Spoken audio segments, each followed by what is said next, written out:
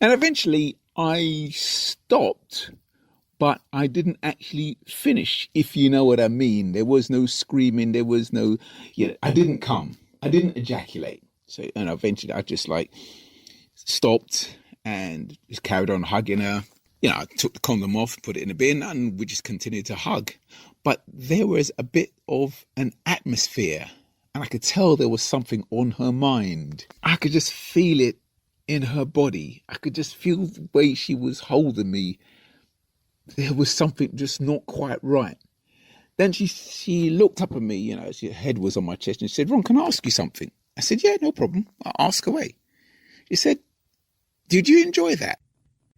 If I was the film producer Steven Spielberg and I was making a special effect for that scene in the film, I would pan onto a tap with dripping water, and the drop would be coming out slower and slower until eventually one of the drops would be suspended in midair, emphasizing that time has slowed down. Yes, so in that awkward moment, time had slowed down for me, and I had to make a few decisions here.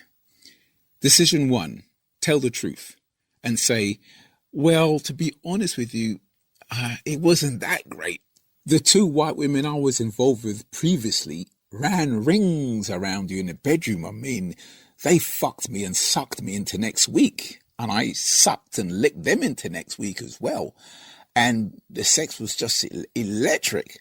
But this traditional old school West Indian sort of non-adventurous thing going on didn't really cut it for me, I'm afraid. Or decision two, lie. And I said, yeah, I enjoyed that. Then she said, well, why didn't you come? I said, oh. I said, well, I've been doing a lot of jerking off lately, and it does affect your performance when you do a lot of jerking off. And so it's my fault. I've been jerking off a lot. Now, I don't know whether deep down she knew that was bullshit, but she seemed to gladly accept the answer because I put the blame on myself. And she did say, from a woman's point of view, it's quite shattering. And she's probably go, did I do something wrong? And she said, no, I want you, nah, I want you.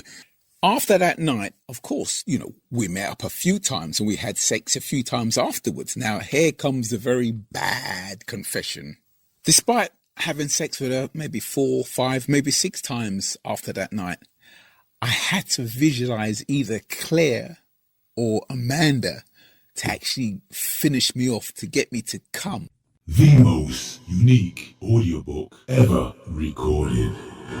Welcome to the Tales from the Little Black Book. One man's journey on the dating scene.